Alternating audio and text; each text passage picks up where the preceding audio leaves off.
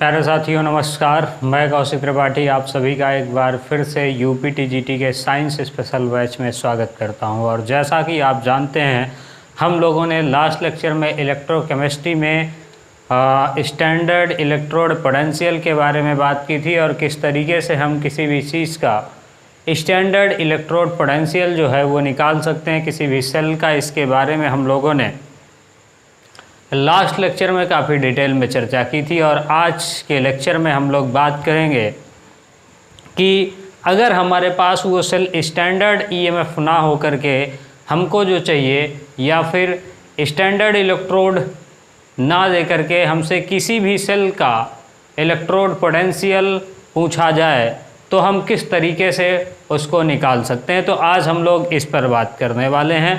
तो आइए देखते हैं। उससे पहले, उसको जानने से पहले हमारे पास एक कॉन्सेप्ट सीखना हमारा ज़्यादा ज़रूरी होगा और वो है गिब्स फ्री एनर्जी। कौन सा कॉन्सेप्ट? गिब्स फ्री एनर्जी, उसको देखते हैं हम लोग। तो सबसे पहले हम लोग बात करेंगे यानी कि स्पॉन्टेबिलिटी ऑफ सेल। अब स्पॉन्टेबिलिटी को आप लोग समझ चुके होंगे, नहीं समझा है, भूल गया है तो फिर से एक बार देखेंगे। तो स्पॉन्टेबिलिटी ऑफ सेल या फिर इसी में देख लेते हैं गिब्स फ्री एनर्जी। ठीक है, दोनों चीज़ों का मैं हिंदी मतलब भी आपको समझा देता हूँ। तो देखिए, स्पॉन्टेबिलिटी का मतलब क्या है कि जो स्पॉन्टेबिलिटी है मीन्स स्पॉन्टेनियस। कल हम लोगों ने बात की थी कि जो सेल के अंदर रिएक्शन होती है वो स्पॉन्टेनियस होती है, मतलब ये अपने आप होती है, इसको हमें करवाने की ज़रूरत नहीं पड़ती। और मैंने इसका एक एग्जाम्पल भी आपको दिया था कि अगर हम पहाड़ से पानी गिराएं तो वो अपने आप नीचे की तरफ आएगा, उसके लिए हमको कुछ करने की ज़रूरत नहीं होगी। तो ये है। और गिब्स फ्री एनर्जी, अगर इससे वर्क डन होता है हमारा तो उसको हम लोग क्या बोलेंगे? जो वर्क डन होता है वो फ्री एनर्जी के रूप में हमको मिलेगा, that is Gibbs free energy. वैसे गिब्स फ्री एनर्जी से हमारा कोई लेना देना नहीं है, मतलब ये हमारे किसी काम की नहीं है, लेकिन इसमें जो चेंज आता है मीन्स डेल्टा जी की अगर बात करेंगे तो उससे हमारा बहुत काफ़ी सारा लेना देना है। तो आज की लेक्चर में हम लोग इसको समझेंगे, जिसके कारण हम लोग ये देखेंगे कि आखिर में किसी भी इलेक्ट्रोड का जो पोटेंशियल है वो हम किस तरीके से निकाल सकते हैं। एक बार देख लेते हैं, जो चीज़ें लिखी हैं वो दिखाई दे रही हैं। तो आगे बढ़ते हैं पूरे एंथुजियास्म के साथ। और थोड़ा सा ऊपर करने के लायक है, नहीं तो नीचे अपने को जगह कम मिलेगी, तो अभी ही सेट कर लेते हैं। ठीक, तो स्पॉन्टेबिलिटी और गिब्स फ्री एनर्जी की बात करते हैं। तो देखिए, इसमें हमको गिब्स फ्री एनर्जी में मतलब है जो चेंज आएगा उससे, तो हम लोग सीधा मुद्दे की बात करते हैं, दैट इज डेल्टा जी। तो डेल्टा जी क्या है? तो निगेटिव में useful work done by a system, मतलब किसी भी तंत्र के द्वारा जो यूजफुल वर्क किया जाता है। चूँकि बहुत सारी चीज़ें ऐसी हैं जो काम होगा लेकिन वो हमारे किसी मतलब का नहीं होगा, तो हमसे उससे कोई लेना देना नहीं है। यहाँ पर हम बात करेंगे कि जो यूजफुल वर्क किया जाता है वो यूजफुल वर्क डन, क्या सिस्टम लिखा है, सिस्टम लिखना चाहिए, थोड़ा सा गलती है। ठीक है, तो किसी सिस्टम के द्वारा कितना वर्क जो है वो यूजफुल किया जा रहा है उसी को हमको देखना है। और निगेटिव का चिन्ह यहाँ पर क्यों लगाते हैं? तो निगेटिव साइन ये दिखाता है कि काम जो है वो अपने आप हो रहा है, हमको कुछ करने की ज़रूरत नहीं पड़ रही है। तो ये बात हो गई हमारे पास। तो ये क्या हुआ? तो this is change in Gibbs free energy, means ये चेंज है, change in Gibbs free energy. इसकी बात, यही हमारे लिए काम का लायक है और बाकी गिब्स एनर्जी से हमसे कोई लेना देना नहीं है। तो देखिए, जब ऐसा होगा कि कोई चीज़ स्पॉन्टेनियस होगी तो कल हमने ये लिखा भी था कि डेल्टा जी जो है वो जीरो से क्या होगा? छोटा होगा। जी डेल्टा जी क्या होगा? जीरो से छोटा होगा और इसीलिए ये क्या है, निगेटिव है। बिल्कुल सही बात आपको दिखाई दे रही है। तो ये हमारे पास हो जाएगा इस तरीके से। अब अगर बात करेंगे तो डेल्टा जी, यहाँ पर चूंकि हम लोग बात करने वाले हैं सेल की, तो डेल्टा जी बराबर माइनस डब्लू क्या हो जाएगा, negative work done by a cell. Cell की बात हो रही है तो यहाँ पर हम सेल की बात कर लेते हैं। तो डेल्टा जी बराबर क्या हो जाएगा हमारे पास, माइनस में negative work done by a cell. मैंने वर्क बाई अ सेल लिखा है तो खैर कोई दिक्कत नहीं होनी चाहिए, ठीक है बात। अब देखिए जो इलेक्ट्रिकल वर्क होता है, व्हाट इज इलेक्ट्रिकल वर्क, तो वैद्युत कार्य जो है उसकी बात करते हैं, यानी कि इलेक्ट्रिकल वर्क की बात करते हैं।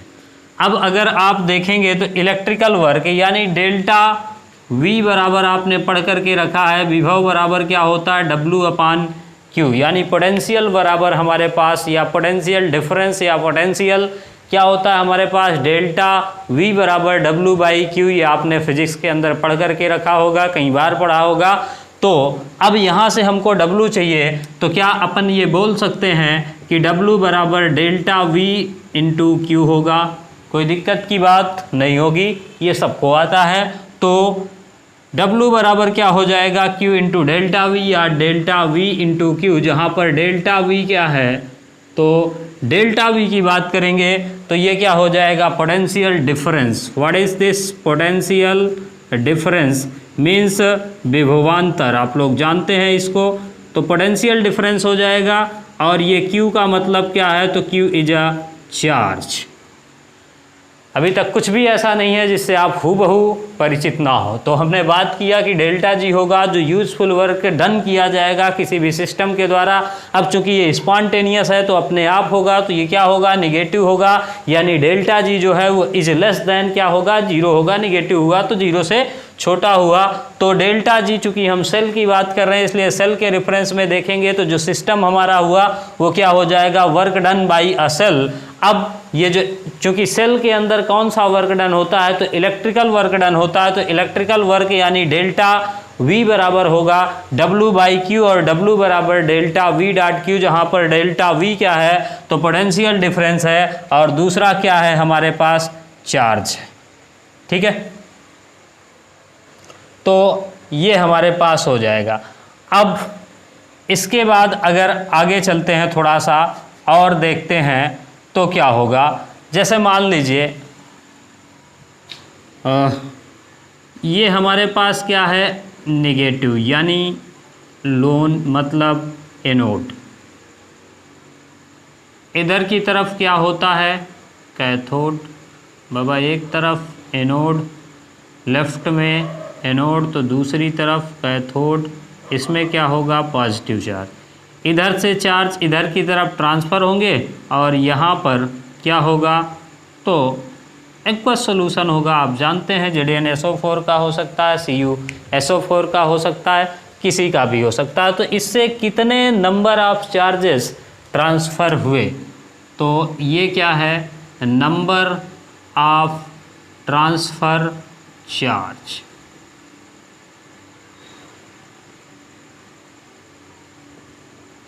ठीक है, एक बार देखते हैं नीचे तक की चीज़ें आ रही हैं, हम और नीचे लिख सकते हैं या नहीं लिख सकते, अभी तो काफ़ी जगह है तो कोई दिक्कत की बात है ही नहीं। आइए, तो इसमें से चार्ज जो है ट्रांसफ़र हो रहे हैं। तो अगर यहाँ पर हम मान लें कि n मोल ऑफ इलेक्ट्रॉन्स थे, कितने मोल, n मोल इलेक्ट्रॉन, n मोल्स, अच्छा ऊपर बड़ा सा n बनाते हैं और नीचे लिख देते हैं मोल्स ऑफ इलेक्ट्रॉन, कोई दिक्कत नहीं। तो चार्ज जो है वो इस तरीके से ट्रांसफ़र होगा, मींस जो इलेक्ट्रॉन है वो ट्रांसफ़र हो रहा है। तो जो ट्रांसफ़र चार्ज Q है, तो Q बराबर हमारे पास क्या होगा, that is charge on 1 mole, charge on 1 electron, और इनटू चार्ज ऑन 1 इलेक्ट्रॉन, एक इलेक्ट्रॉन पर जितना चार्ज होगा, into number of electrons in 1 मोल, ठीक है ना।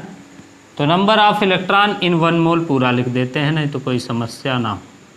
तो 1 मोल में जितने इलेक्ट्रॉन होंगे वो, तो अब देखिए चार्ज जो इलेक्ट्रॉन पर चार्ज होता है, मतलब इलेक्ट्रॉन का आवेश 1.6 गुणा 10⁻⁻19 कूलाम होता है हमारे पास, इनटू मान लीजिए n मोल्स इलेक्ट्रॉन ट्रांसफ़र हुए, तो n इंटू मोल का है तो इसमें हम किससे मल्टीप्लाई कराएंगे, 6.023 कर लें या 22 कर लें, जो भी आप कहिए वही कर लेते हैं।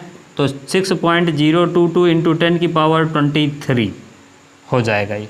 और इसका कैलकुलेशन करेंगे अगर आप, तो क्या आ जाएगा, n तो है ही है बेटा अपने पास, इंटू अगर इसको करेंगे तो ये आएगी जो वैल्यू लगभग वो 96,485 कूलाम आ जाएगा। ठीक है, तो 96,485 कूलाम आएगा। तो इसको हम लोग बोलते हैं क्या, जो ये आ गया इसको लगभग हम अप्रॉक्सीमेट मानते हैं 96,485 को 96,500, और इसको बोलते हैं फैराडे नियतांक। क्या बोलते हैं, फैराडे नियतांक बोलते हैं। ठीक है बात। तो चूंकि F यानी फैराडे कांस्टेंट F बराबर 96,500 हो गया, ये फैराडे कांस्टेंट है। तो अब आइए यहाँ पर देखते हैं, कहाँ पर देखते हैं, यहाँ पर। तो क्या होगा, डेल्टा जी, ये ऊपर मैं लिख दे रहा हूँ, डेल्टा जी बराबर क्या आ जाएगा अपने पास, तो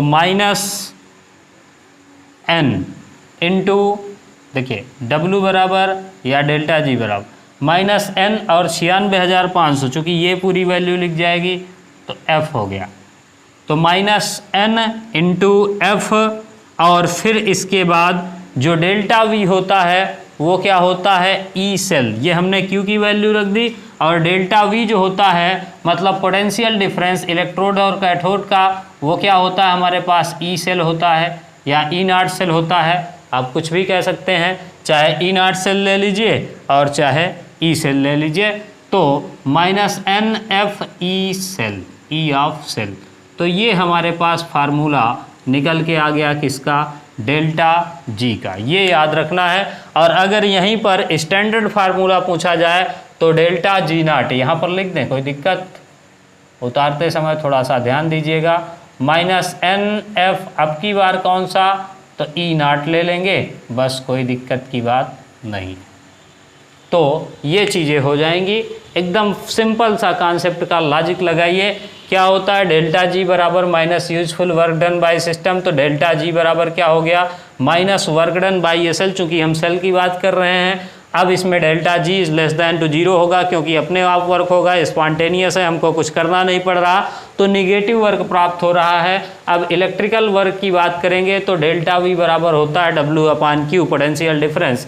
अब वर्क बराबर क्या हो जाएगा, डेल्टा वी इंटू क्यू, जहाँ पर डेल्टा वी क्या है, पोटेंशियल डिफरेंस, पोटेंशियल डिफरेंस का मतलब है, पोटेंशियल डिफरेंस का मतलब है ई सेल या फिर ई नॉट सेल या ई ऑफ सेल, कुछ भी आप कह सकते हैं। और ये चार्ज हो गया, तो इसमें कितना चार्ज है, तो मान लीजिए ये क्यू चार्ज था, जो क्यू है ये चार्ज ऑन 1 इलेक्ट्रॉन, जितना 1 इलेक्ट्रॉन पे चार्ज होगा, क्योंकि इलेक्ट्रॉन ट्रांसफ़र हो रहे हैं, और 1 मोल पे कितना ट्रांसफ़र हुआ उसकी बात, तो नंबर ऑफ मोल्स। तो charge on 1 electron into n मोल मान लीजिए ट्रांसफ़र हुआ है, तो n इंटू 6.022 इंटू 10⁻23, इसको अप्रॉक्सीमेट हमने माना 96,500, तो इसको हम लोग बोलते हैं Faraday constant, that is F। इस वैल्यू को हमने उठाया और यहाँ पर रख दिया, तो क्या बना, चूँकि वर्क डन डेल्टा V का मतलब ई सेल, और F हमारे पास आ गया, माइनस का n भी हमारे पास आ गया Q की वैल्यू, तो -NF ई सेल। अब अगर इसी को हम स्टैंडर्ड फॉर्म में लिखें तो delta G not is equal to -NF E not cell हो जाएगा हमारे पास। आइए एक सवाल करते हैं प्यारा सा, और इसके बाद आगे बढ़ते हैं। ठीक है बात, तो ये याद रहे।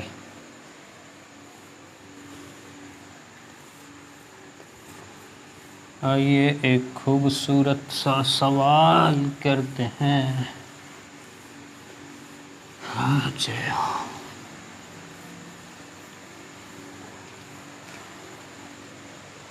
तो वैसे एग्ज़ाम के पॉइंट ऑफ व्यू से ये बहुत ज़्यादा इम्पॉर्टेंट नहीं है, लेकिन एप्लीकेशन अगर आपको आ जाएगा तो चीज़ें समझ में आ जाएंगी। इसलिए बात करते हैं इसकी। तो मान लीजिए आपसे कहा फाइंड, प्राप्त कीजिए, क्वेश्चन है फाइंड स्टैंडर्ड फ्री एनर्जी, ठीक है ना, फाइंड स्टैंडर्ड फ्री एनर्जी, मतलब E0 वाला निकालना है, ये बात है, ठीक है। आपको जो सेल दी गई है एनर्जी, आप सेल, अब मैं पूरा नहीं लिखा हूँ, तो Zn से ये बना रहा है क्या, Zn2+, कितने का, 1 मोल का, डबल डंडा आएगा, मतलब लवण सेतु आप जिसको बोलते हैं। तो Cu2+ से ये बनाता है Cu, यहाँ पर 1 मोल भी लिख देते हैं, नहीं तो इसके साथ नाइंसाफ़ी होगी। तो 1 मोल से क्या बनाता है, Cu बनाता है सॉलिड, ठीक है बात। अब इसमें क्या फाइंड आउट करनी है, तो सिंपल सी बात है, हमको फाइंड आउट करना है गिब्स फ्री एनर्जी या स्टैंडर्ड फ्री एनर्जी। अब मान लीजिए जो आपको E0 भी सवाल में दिया है, दैट इज E0 Zn2+ से Zn का, Zn2+ से Zn का, तो E0 दिया है -0.76 वोल्ट, ठीक है बात। और E0 दिया है किसका, कॉपर 2+ से कॉपर का, तो जब कॉपर 2+ से कॉपर का देगा तो दैट इज +0.34 वोल्ट। अच्छा, माइनस प्लस में ध्यान दे लिया करिए तो ज़्यादा उचित रहेगा मामला। और यहीं पर सवाल में ही आपको दिया है कि 1 फैराडे इज इक्वल टू 965,000, ठीक है।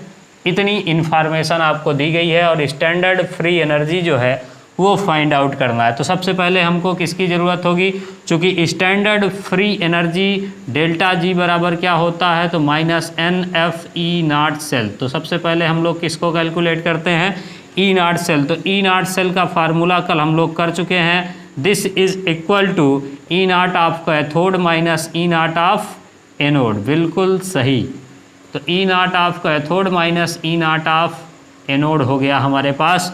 अब कैथोड की जो वैल्यू है, देखिए रिडक्शन पोटेंशियल हमको लिखना है, तो चार्ज का कम होना ही क्या कहलाएगा, रिडक्शन, मतलब ये भी रिडक्शन पोटेंशियल है, ये भी रिडक्शन पोटेंशियल है। अब इस पार वाला क्या होता है हमारे पास, तो ये कैथोड है और ये एनोड है। कैथोड को रखते हैं तो क्या आ जाएगा 0.34 वोल्ट, ठीक है, माइनस 0.76 वोल्ट। अब अगर दोनों को हम लोग ऐड कर लेंगे तो हमारे पास क्या आ जाएगा 1.10 वोल्ट। बिल्कुल क्लियर है मामला। अब इसके बाद देखिएगा जो डेल्टा जी बराबर है, डेल्टा जी बराबर ये फार्मूला है,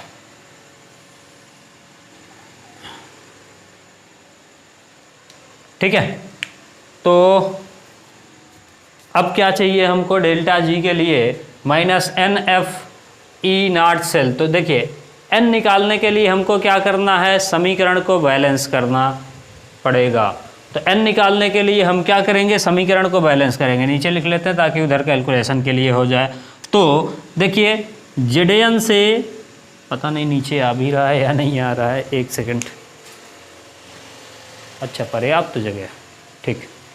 तो हम क्या करेंगे, Zn से क्या बनाएंगे, Zn2+, Zn से Zn2+ बनाएंगे तो 2 इलेक्ट्रॉन भी इससे बाहर आएंगे, ये बात हो गई। और Cu2+ से 2 इलेक्ट्रॉन होंगे तो क्या बन जाएगा, कॉपर बन जाएगा। ऐड करेंगे तो दोनों ये कट जाएंगे हमारे पास, ठीक है ना।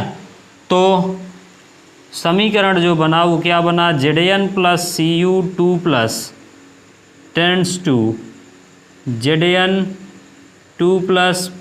Cu। तो इसमें जो n का मान आया वो कितना आया, 2 ही है। तो n बराबर हमारे पास आ गया कितना, 2। अब इसमें रख दीजिए, तो डेल्टा जी बराबर -2 गुणा F की वैल्यू 96500, बिल्कुल सही। ई नॉट सेल की वैल्यू बस कहाँ गई, 1.10। इसको आप मल्टीप्लाई तो स्वयं कर ही सकते हैं, मल्टीप्लाई करेंगे तो जो आंसर आएगा वही आपका क्या हो जाएगा, आंसर हो जाएगा। तो ये सिर्फ एक सिंपल सा, यहाँ तक की बात हम लोग कल ही कर चुके थे और ये भी बात हो चुकी थी, सिर्फ ये फार्मूला जो था इसकी बात हमको आज ये करनी थी।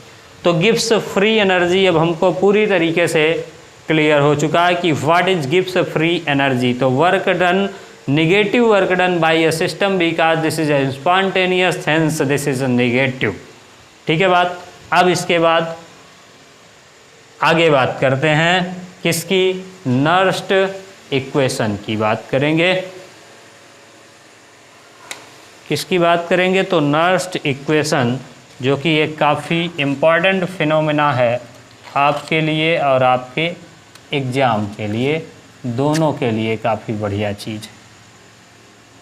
तो आइए इसको मिटाते हैं और शुरू करते हैं नर्स्ट इक्वेशन।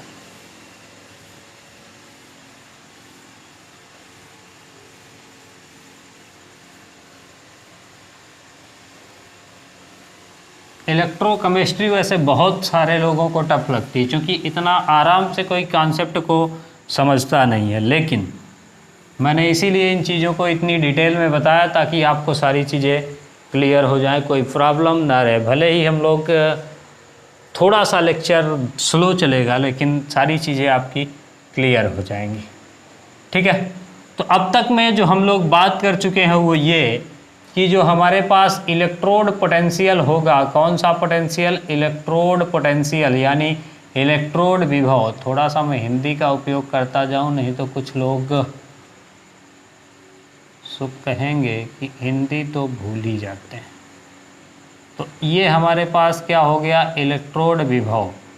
तो ये इलेक्ट्रोड विभव हमने देखा अब तक में कि कितने प्रकार का होता है, दो प्रकार का। एक ऑक्सीडेशन पोटेंशियल मतलब ऑक्सीकरण विभव होगा, ठीक है, और एक रिडक्शन पोटेंशियल मतलब अपचयन विभव होगा।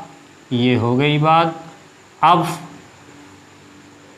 ऑक्सीकरण विभव का मतलब ऑक्सीडेशन पोटेंशियल ओपी और अपचयन विभव का मतलब रिडक्शन पोटेंशियल मतलब आरपी हो जाएगा। जैसे ई एम प्लस से क्या बना, एम बना, तो ये क्या हो जाएगा, रिडक्शन पोटेंशियल। चूँकि चार्ज का कम होना ही रिडक्शन है। क्या, चार्ज मतलब आवेश, ये जो चार्ज है इसका कम होना क्या कहलाएगा, रिडक्शन कहलाएगा। ठीक है। तो चार्ज का कम होना रिडक्शन है। और इसके बाद अगर यहीं पर हम ये लिख दें कि ई नॉट एम प्लस से एम बना, तो ये क्या हो जाएगा, स्टैंडर्ड रिडक्शन पोटेंशियल मतलब मानक अपचयन विभव। मानक अपचयन विभव, जब नॉट आ जाए तो स्टैंडर्ड की बात हो रही है, नॉट नहीं आएगा तो जनरल कोई भी बात हो रही है, वो कुछ भी हो सकता है, उसका टेम्परेचर और ये सारी चीज़ें। ठीक है ना। इसका मतलब क्या है, स्टैंडर्ड का 25 डिग्री सेंटीग्रेड टेम्परेचर होना चाहिए और 1 मोल कंसंट्रेशन होना चाहिए, मतलब जो सांद्रण है वो 1 मोल होना चाहिए। और अगर किसी गैस के लिए है तो क्या होना चाहिए, जो दाब है वो 1 atm का होना चाहिए, प्रेशर जो है उसको 1 atm होना चाहिए। आप ये बात अच्छी तरीके से जानते हैं। तो इतनी सारी बातें हम लोग कल के लेक्चर में कर चुके हैं। आज जो हम बात करेंगे वो बात करेंगे किसकी, नर्स्ट इक्वेशन की। ये बातें आपको एकदम अच्छी तरीके से क्लियर हैं। यहीं पर हमने बात की थी कि ई सेल बराबर क्या होगा, अभी भी हम लोग इसकी बात कर चुके हैं। दैट इज ई सेल बराबर ई कैथोड माइनस ई एनोड, और ई नॉट सेल बराबर भी यही मामला होगा। तो E naught of cathode minus E naught of anode, इतनी चीज़ें की बात हो चुकी है। हाँ, ये सारी कहानी के बाद हम लोग आते हैं किस पर, तो ई नॉट सेल कैलकुलेट करना हम लोगों ने कल की डेट में अच्छी तरीके से देख लिया है कि किसी का ई नॉट कैसे आएगा। लेकिन अगर सपोज करिए कि हमको ई सेल निकालना है जिसमें टेम्परेचर कुछ भी हो सकता है, प्रेशर कुछ भी हो सकता है, और भी बहुत सारी चीज़ें हैं जो कुछ भी हो सकती हैं, तो उसको निकालने के लिए हम नर्स्ट इक्वेशन का उपयोग करते हैं। किसका उपयोग करते हैं? नर्स्ट इक्वेशन का। तो आइए बात करते हैं नर्स्ट इक्वेशन के बारे में कि ये किस तरीके से काम करता है। ये सारी चीज़ें हो गई, अब आगे चलते हैं, बात करेंगे किसकी, तो नर्स्ट इक्वेशन।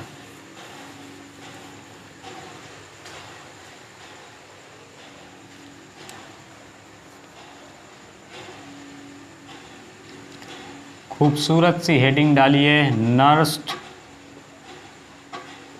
इक्वेशन। हिंदी वालों के लिए है नर्स्ट समीकरण, चूँकि नाम है तो नाम वही रहेगा, और इक्वेशन का मतलब क्या हो जाएगा? समीकरण। ठीक है, तो देखिए नर्स्ट इक्वेशन के अकॉर्डिंग अगर सीधा फार्मूले की बात करते हैं, दुनिया का 3-5 छोड़ते हैं, ई ऑफ सेल, किसी भी सेल का जो इलेक्ट्रोड पोटेंशियल होगा दैट इज ई बराबर E naught minus 2.303 RT by NF। ठीक है, RT by NF log P by R, ये होता है। यहाँ पर जो चीज़ें हैं वो हैं क्या क्या, तो इसको देखेंगे तो ये है हमारे पास इलेक्ट्रोड, पहले लिख लेते हैं EMF, है ना, तो EMF or electrode of potential, or electrode potential. ठीक है, तो ये चाहे हम इलेक्ट्रोड पोटेंशियल बोल लें और चाहे EMF बोल लें, बस एक सेकंड मुझको देख लेने दीजिए, चीज़ें क्लियर हैं। हाँ ठीक है, बात आगे चलते हैं। तो ये EMF हो गया या फिर इलेक्ट्रोड पोटेंशियल के लिए है, और ये हमारा जो है ये क्या हो जाएगा, तो ये है हमारे पास स्टैंडर्ड, या फिर हिंदी में लिख लेते हैं मानक इलेक्ट्रोड विभव, मानक इलेक्ट्रोड विभव, या फिर इसी को स्टैंडर्ड EMF भी बोल सकते हैं। तो ये हो जाएगा मानक इलेक्ट्रोड विभव। हाँ ठीक है ना, इसके लिए टेम्परेचर जो होता है मानक के लिए T बराबर 25 डिग्री सेंटीग्रेड। ठीक है बात, और यहाँ पर जो R है ये गैस कांस्टेंट है जिसकी वैल्यू 8.13 जूल हम लोग लेते हैं। T स्टैंड फॉर टेम्परेचर, किसके लिए है T, तो T हो गया हमारे पास टेम्परेचर के लिए, और जो कि हम लेंगे किस में, केल्विन में लेने वाले हैं। किस में लेने वाले हैं, केल्विन में हम लोग टेम्परेचर को लेंगे। T के बाद बात करते हैं हम लोग किसकी, तो T के बाद अगर देखेंगे तो जो F है, F आपने देखा ये क्या है, फैराडे कांस्टेंट, मतलब फैराडे नियतांक, यानी जिसकी वैल्यू आपने कितनी देख करके रखी है, तो फैराडे नियतांक है जो कि charge on 1 mole of electron होता है, और इसकी जो वैल्यू है वो 96,500, क्या लिख सकते हैं, charge on 1 mole of electron, charge on 1 mole of electron. ठीक है बात, तो T हो गया, F हो गया, ये हो गया, बस हमारे पास 2 चीज़ें बची। ठीक है, तो जो 2 चीज़ें बची, अच्छा अभी N की भी बात नहीं की हमने, तो N बराबर नंबर ऑफ इलेक्ट्रॉन या तो गेन होंगे और या तो लास्ट होंगे, मतलब ऑक्सीडेशन भी हो सकता है, रिडक्शन भी हो सकता है, किसी में इलेक्ट्रॉन गेन होते हैं और किसी में इलेक्ट्रॉन लास्ट होते हैं, तो ये दोनों का क्या हो जाएगा, नंबर।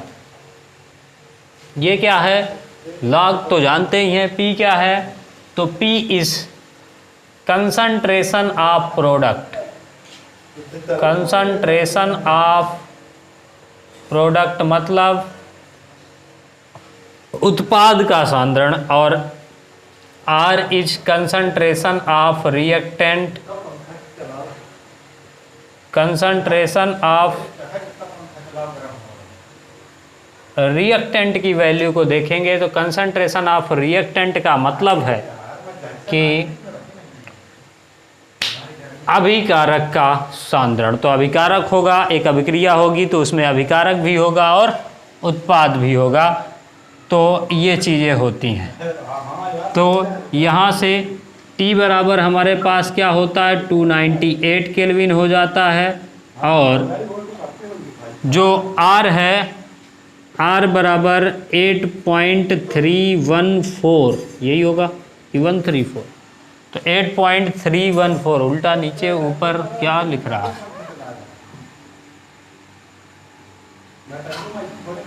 8.314 जूल, ठीक है, उल्टा लिख गया था।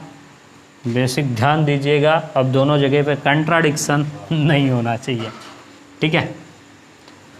F की वैल्यू मैंने लिखी दी है तो कोई दिक्कत की बात है ही नहीं, ठीक है। तो ये चीज़ें हमको जो हैं वो यूज करनी होती। अब इतना साहब कौन करेगा कैलकुलेट कि R की वैल्यू रखो, T की वैल्यू रखो, N की वैल्यू रखो, F की वैल्यू रखो, ये रखो। इतनी सारी कहानी करने से अच्छा है आपको अगर कुछ ऐसा दिया जाए मामला जिसमें RT और F ये सब वैल्यू पुट करके जो है वो डायरेक्टली आपको रखने के लिए दिया जाए। चूँकि देखिए जो आपका एग्ज़ाम है TGT हो या फिर PGT, उसमें कंसंट्रेशन से सवाल बनेंगे तो डायरेक्टली सवाल उस वाले फार्मूले से सॉल्व हो जाएंगे। तो मैं एक नया फार्मूला लिखता हूँ इसके लिए। सब कुछ रखने के बाद ये सारी वैल्यू इसमें पुट करेंगे तो E ऑफ सेल जो आएगा ये बराबर होगा E0 माइनस 0.059, ठीक है बात, डिवाइडेड बाई N को रखना है और log 10 हो गया, फिर प्रोडक्ट का कंसंट्रेशन डिवाइडेड बाई रिएक्टेंट का कंसंट्रेशन। तो आपको इसको याद रखना है, उतनी कहानी को याद रखने की ज़रूरत नहीं पड़ेगी। क्लियर मामला? ये सब कुछ रखा हुआ है। जितनी कहानी आपने देखी है यहाँ पर कि R रखो, T रखो, F रखो, वो सारी कहानी रखने के बाद ये वैल्यू आती है। ज़्यादातर 95% यही केस यूज होता है और आपके एग्ज़ाम में 100% अगर यूज हो सकता है तो यही केस का सवाल आएगा, इसके आगे इसका नहीं आएगा। भाग्य ही खराब हो तो वैल्यू मैंने बता करके ही रखी हैं। वैसे सवाल आपके पूरे प्रीवियस ईयर क्वेश्चन को आप उठा करके देखेंगे तो बहुत ही नॉर्मल सवाल पूछे गए हैं, वो लोग यहाँ तक भी आज तक नहीं पहुँचे हैं, ठीक है। आइए, तो फार्मूला याद होना ज़रूरी है, इसीलिए मैंने आपको ये सारी चीज़ें बताई। कभी कभी सिर्फ और सिर्फ क्या होता है, गिब्स फ्री एनर्जी का फार्मूला पूछ लिया, नर्स्ट इक्वेशन ही पूछ लिया कौन है, तो ये चीज़ें याद होनी ज़रूरी हैं। अब आइए कुछ सवाल करेंगे तो ज़्यादा मज़ा आएगा आपको भी और हमको भी। जो कॉन्सेप्ट की क्लैरिटी है वो क्या होगी, ज़्यादा होगी, ठीक है बात। आइए स्टार्ट करते हैं। तो फार्मूले हमारे पास लिख चुके हैं।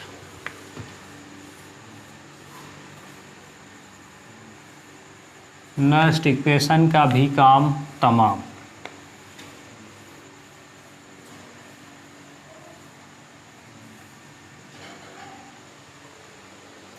शुरू करते हैं एक सवाल लेकर के।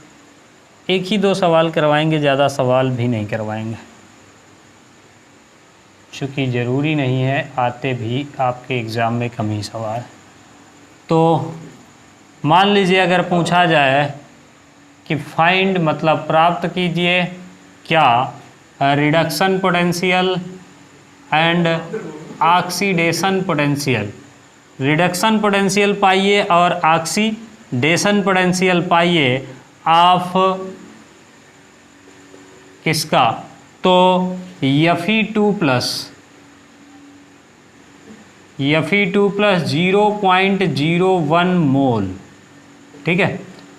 Fe2 प्लस 0.01 मोल से FeS बन रहा एट 25 डिग्री, ये सवाल है, ठीक है। तो अगर हम देखेंगे और इसकी जो वैल्यू दी गई है आपको, चूँकि E0 सेल तो दिया ही रहेगा, तो E0 Fe2 प्लस से Fe का जो है वो है -0.45 वोल्ट, ठीक है। तो देखिए हमारे पास जो फार्मूला है वो E रिडक्शन पोटेंशियल बराबर क्या होता है, तो E0 रिडक्शन पोटेंशियल या standard E0 standard reduction potential minus 0.059 divided by n log 10 P by R product upon reactant. तो ये बात होती है। अब सबसे पहले इसकी जो अभिक्रिया है उसको लिखें, किस लिए, तो n निकालना है चूँकि। तो हमारे पास सिंपल सा मामला है कि Fe2 प्लस से 2 इलेक्ट्रॉन निकल गए और क्या बना, Fe बना। तो जो n बराबर हुआ वो कितना हो जाएगा भैया, 2 इलेक्ट्रॉन, ठीक है। Fe2 प्लस कितना है, 0.01 मोल। क्या मैं इसको ये लिख सकता हूँ 10 की पावर -2 मोल, कोई दिक्कत नहीं होनी चाहिए, ठीक है। तो Fe2 प्लस से ये मामला बनेगा। अब देखिए जो सॉलिड का कंसंट्रेशन होता है, सॉलिड का कंसंट्रेशन वो क्या लेते हैं, 1 लेते हैं। प्रोडक्ट बना है सॉलिड, तो इसका कंसंट्रेशन 1, इसका कंसंट्रेशन अपन को दिया हुआ है, रख लीजिए। सीधा सीधा सिंपल सा मामला है। तो E0 सेल या E0 RP मतलब रिडक्शन पोटेंशियल बराबर ESRP, SRP मतलब -0.45, क्लियर बात। अब इसके बाद -0.059 divided by 2 into log product का मतलब कितना, प्रोडक्ट का जो कंसंट्रेशन है वो सॉलिड के लिए 1 लेंगे तो मीन्स 1 डिवाइडेड बाई रिएक्टेंट का 10 की पावर -2, और यहाँ पर 10 है, ये log 10 है ना। तो ये क्या होगा, -0.59 डिवाइडेड बाई 2 इंटू, ये ऊपर जाएगा क्या होगा, 10 की पावर -2।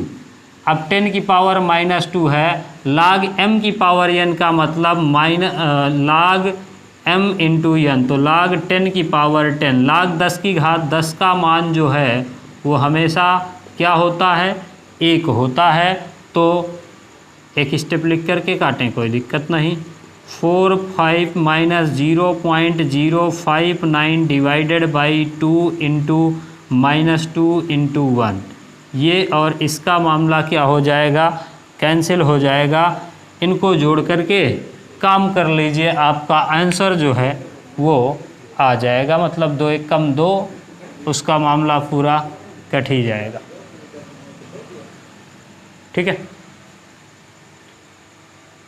हाँ, तो ये बात हमारे पास हो जाएगी।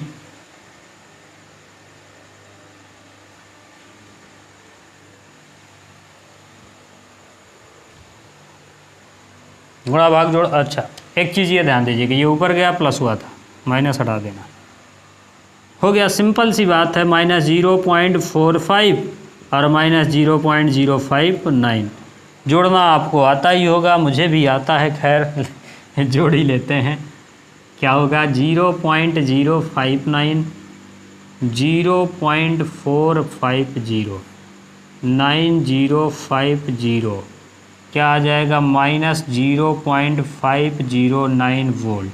ये क्या हो गया हमारे पास, रिडक्शन पोटेंशियल।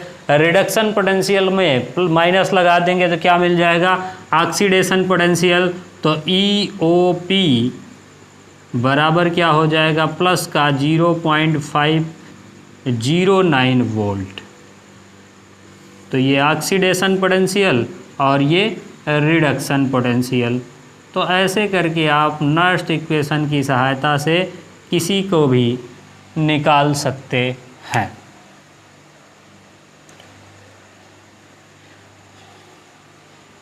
एक सवाल हम आपको देते हैं घर के लिए, प्रैक्टिस करने के लिए।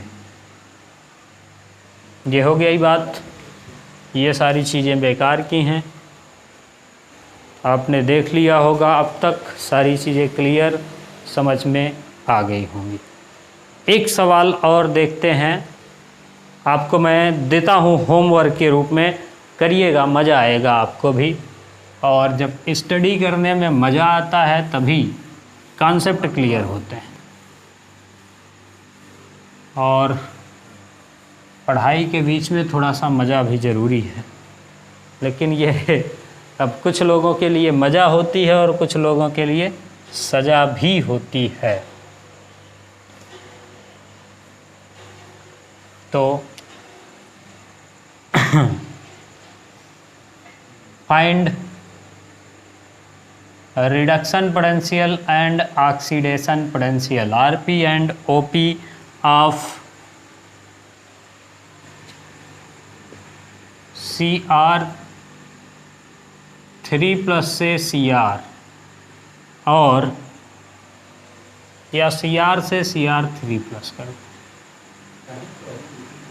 0.1 मोल है हमारे पास, ठीक है, 0.1 मोल। E0 जो दिया है, E0 ऑफ CR3+ से CR, यहाँ कंफ्यूज नहीं होइएगा, दोनों बातें एक ही होती हैं। तो ये हो गया हमारे पास, this is equal to -0.75 volt, ये दिया। तो क्या करना है, कंसंट्रेशन या फिर RP एंड OP को फाइंड आउट करना है। आप लोग करके चैट बॉक्स में इसका आंसर देना है। केमिस्ट्री के चैट बॉक्स में आप लोग इसका आंसर दीजिएगा, जो TGT केमिस्ट्री का ग्रुप बना हुआ है वहाँ पर दीजिएगा, ताकि चीज़ें आसान हो सके, ठीक है। तो ये हो गई हमारी बात किसके बारे में, यहाँ तक की। वैसे बहुत ज़्यादा सारे सवाल आते नहीं हैं, तो हम लोग ज़्यादा इस पर सवाल करेंगे नहीं। जो चीज़ें पूछी जा सकती थी वो मैंने आपको सारी चीज़ें बिल्कुल clear cut black and white format में बता दी हैं, उनमें कोई समस्या नहीं हो।